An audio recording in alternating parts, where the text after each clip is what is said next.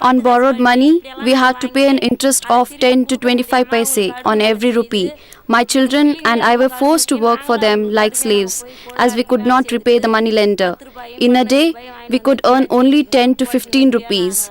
I have had 2 daughters whom I have educated with great difficulty. My husband too is of no use.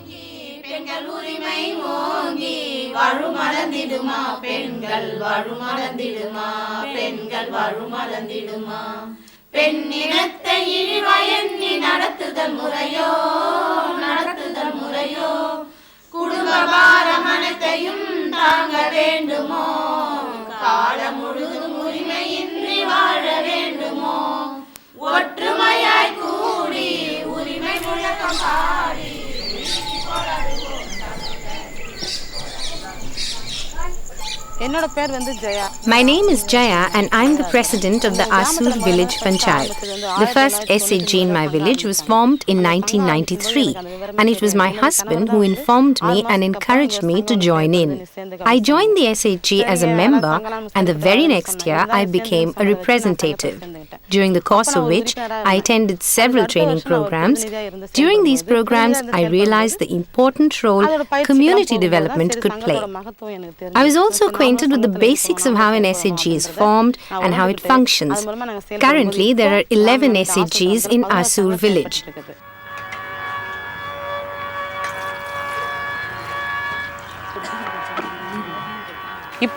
We just started a women's cooperative milk society for which 4 SHGs joined hands. Jaya's group approached a bank in Vikravandi for a loan 4 months ago. It has only been 2 months since it was granted 17.8 lakhs.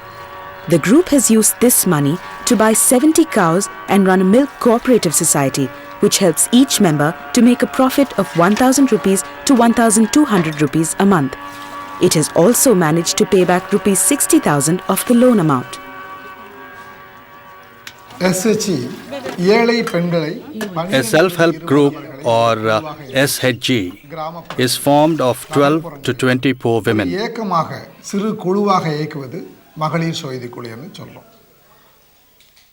The aim of forming the SHG is to empower women through social, economic and political empowerment. A group has 20 members. The first member is the animator, the second is representative 1, and the third is representative 2. The animator is not a leader but is an activator. With these 3 members and the remaining 17 members, the group is made up of 20 members. The posts of animators and representatives are offered to all the members on rotation every 2 years.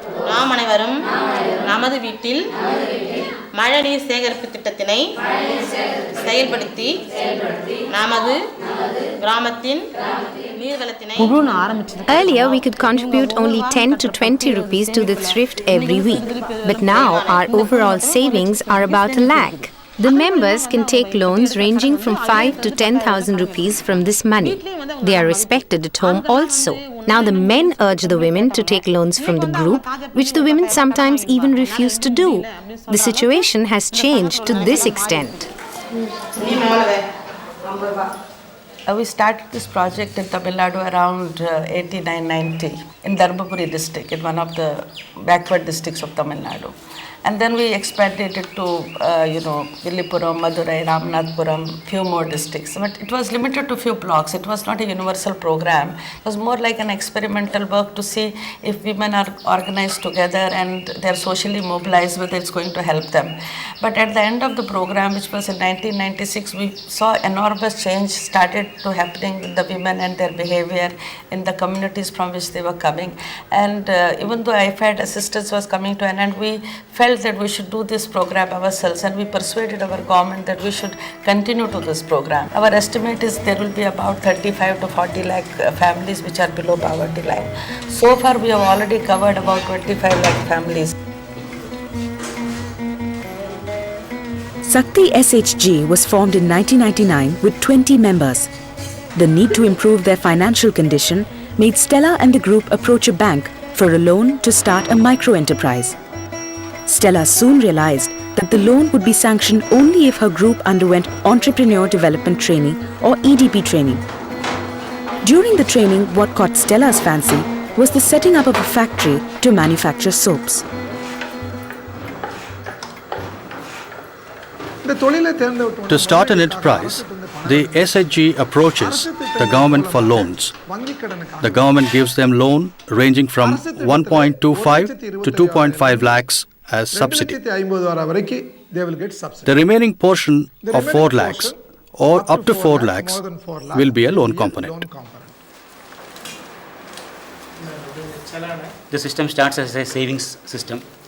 Then their performance is rated by the bank with the assistance of AGM, NABARD, BDO, and the books they keep. They are verified to find out whether they are conducting business properly, whether they are maintaining the records properly. After that assessment, a minimum of 70% marks is required to make them eligible for finance under SHG. The second reason is that we have found out that the recovery percentage under this scheme is about 97%, which is much higher than the recovery percentage under any of the other government-sponsored schemes.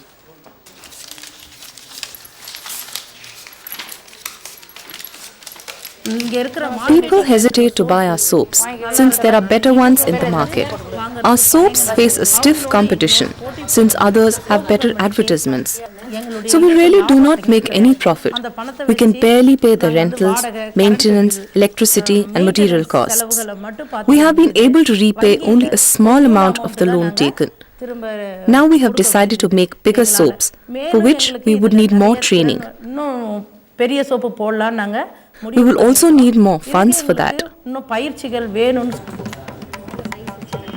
NGOs like Kalvi Kendra play a pivotal role in training SHGs and lending them a helping hand to make them self-sufficient. The NGOs adopt a few tested strategies to make the movement self-sustaining. Number one, firstly, people's participation and contribution in the group is required. It means that they need to be involved in self-administration and take charge of areas like subscription, charging entrance fee, etc. Secondly, they should have an apex body consisting of the Panchayat level federation PLF, cluster level federation CLF, and block level federation BLF. The apex body will help them manage their own affairs and give them training in self-monitoring and self-evaluation.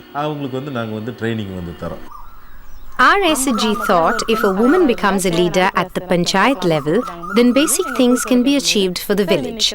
I contested the elections and won with the help of the SHG members and relatives. We have recently got ourselves involved in the food employment scheme under the Sampurna Gramin Rozgar Yojana. The SHG members manage the program. We have invested about ₹1 lakh in it.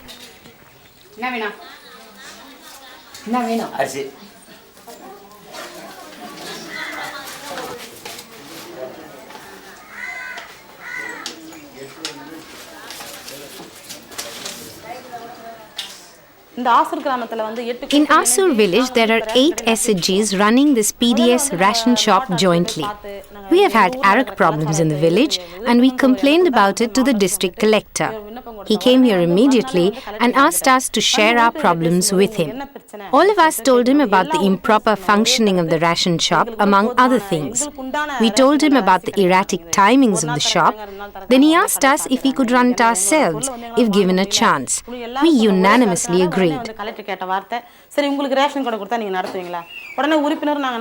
There is good profit in this. We make around 8,000 rupees a month. Till now, we have made a profit of over ₹1 lakh. Now there are 20 PDS ration shops being run by women through SHGs in Viluppuram district and they are all running successfully.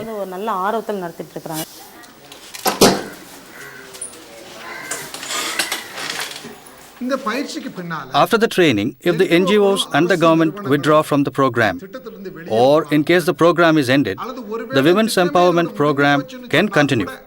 Not only that, it will be a sustainable program. To go forever. As on date, there will be about 1,40,000 self-help groups in Tamil Nadu. Roughly 350 crores of rupees they have saved by their own personal hard work and thrift.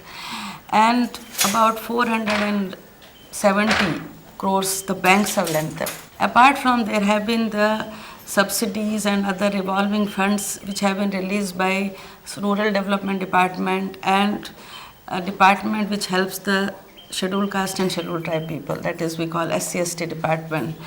Now if all that is put together, and if you want to imagine, I can say that 1,000 crores of rupees will be rotating with poor people in Tamil Nadu today. Once, when a man was getting married for the second time, after deserting his wife, the SAG women registered a complaint with the police and stopped it in time. It has been possible only because they have been trained in the SAGs. My husband is frustrated because I have 2 daughters. After joining the SAG, I have gained confidence and sent my daughters to school. Now, I can provide them with everything that they need. I would call myself a frog in the well before joining the SHG. Being part of a group of 20 women is a good opportunity for me. Today we are able to face the camera only because of the SHG.